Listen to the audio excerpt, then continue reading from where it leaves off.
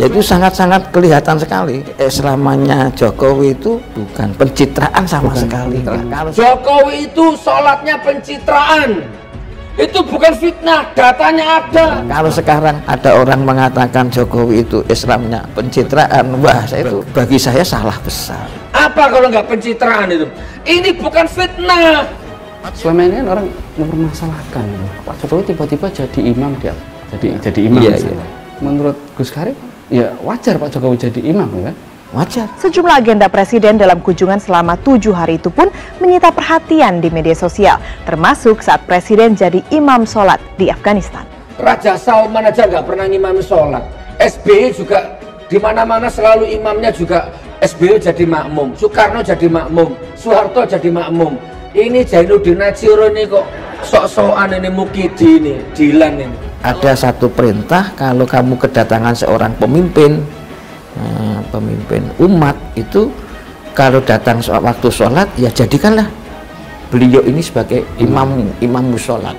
Pak Jokowi itu pembohong, bukan fitnah. Mana ada Pak Polisi? Coba Pak Polisi, coba tanyai saya, mana Gus buktinya? Tak tunjukkan buktinya nanti.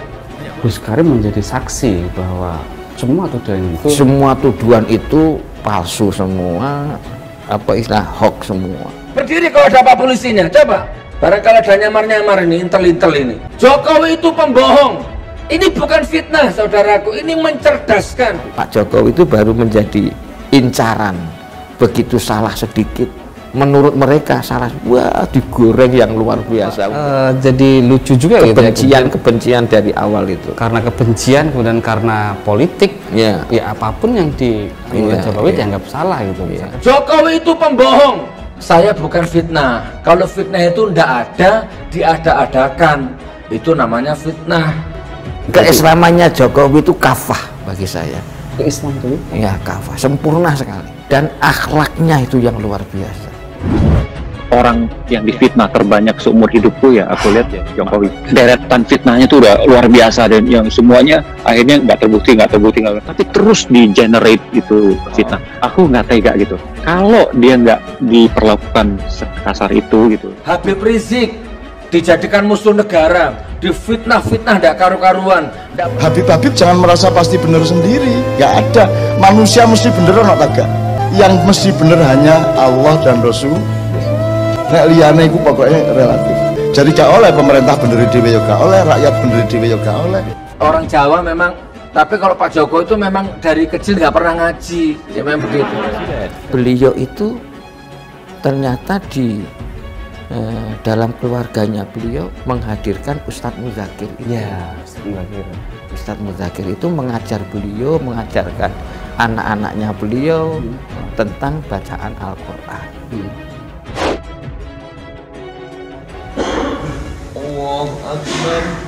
Jokowi itu sholatnya pencitraan, itu bukan fitnah, datanya ada.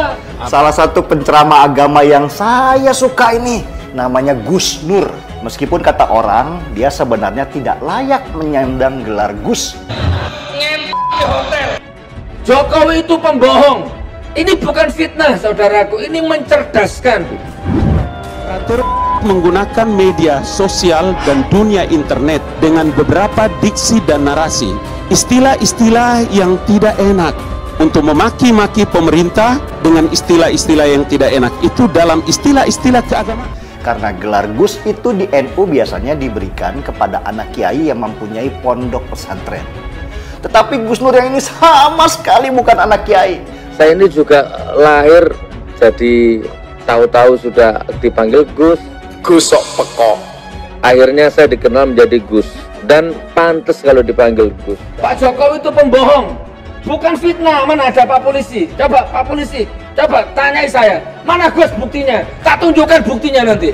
Saudara dan saya belum ada jaminan dari Tuhan untuk menempatkan surga. Ingat baik-baik itu kalimat. Sebagai ajaran yang murni, ajaran yang baik, ajaran yang cinta damai untuk kepentingan bangsa dan negara. Bahkan ia juga belum pernah nyantri. Jadi bayangkan, secara ilmu agama dia tidak punya rekam jejak apapun. Saya mantan maling, mantan bajingan. Saya nggak ngerti kitab. Mau kitab kuning, kitab gondol, kitab saya nggak ngerti. Emang gue pikirin.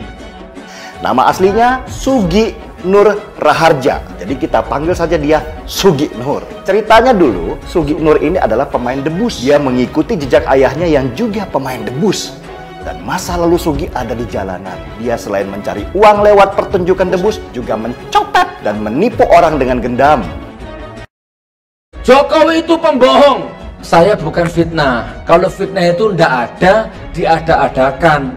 Itu namanya fitnah. Di fitnah-fitnah seperti itu, saya kadang-kadang juga mau marah ya gimana, nggak marah ya gimana, serba salah. Saya akui, saya mantan maling, mantan bajingan, mantan preman, nggak pernah mondok. Selain itu, dia juga berprofesi sebagai penjual obat keliling. Sesudah bertahun-tahun menjadi penjual obat, Sugi pun mulai bosan. Tapi kalau Pak Jokowi itu memang dari kecil nggak pernah ngaji, ya memang begitu. Sederhana, jujur, dan bagus dengan orang-orang. Pilkada pertama itu saya pasti nangis, pasti tidak mengira kalau akhirnya beliau menjadi RI 1. Saya dengar-dengar Gus Nur juga nggak bisa kitab.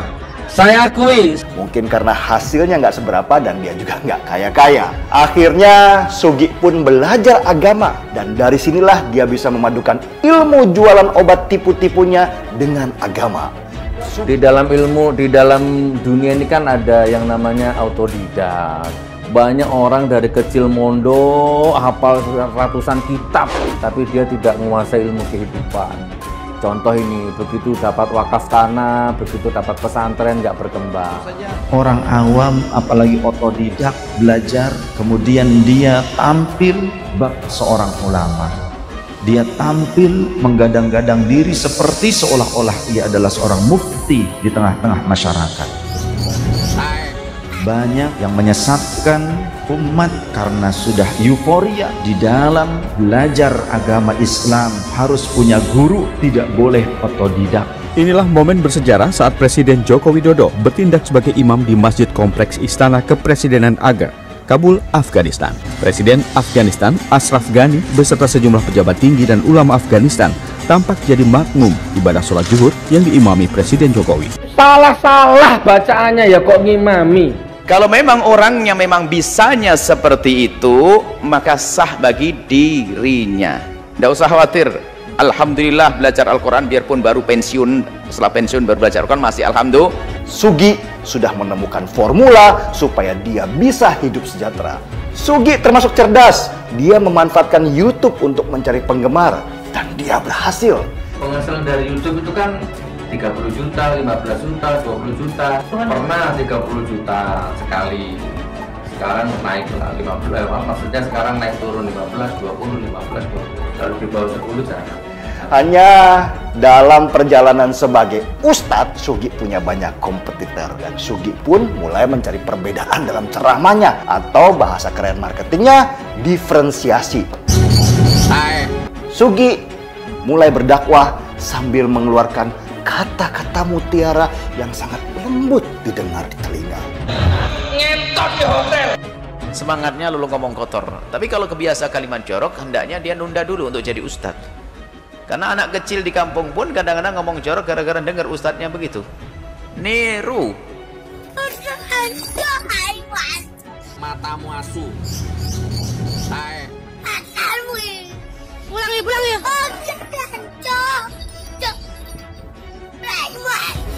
Ngentot di hotel.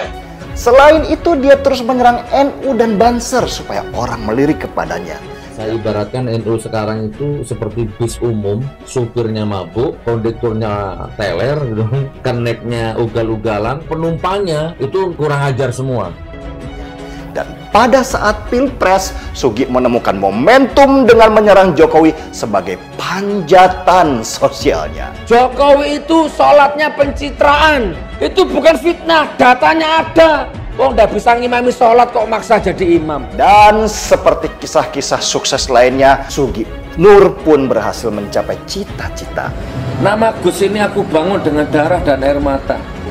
Ya sebentar lagi buku biografiku keluar. Tepuk tangan.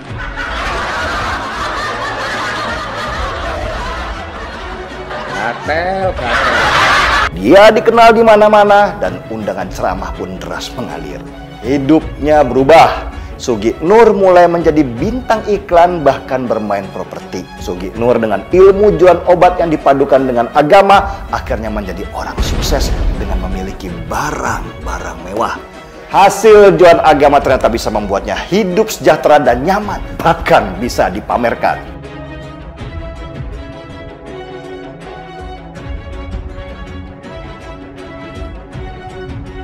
Sugi Nur jadi orang sukses yang bisa dibanggakan orang kampung. Wow, sungguh mengagumkan. Ansor Banser Nuril, Guntur Romli Abu Janda, Denny Siregar.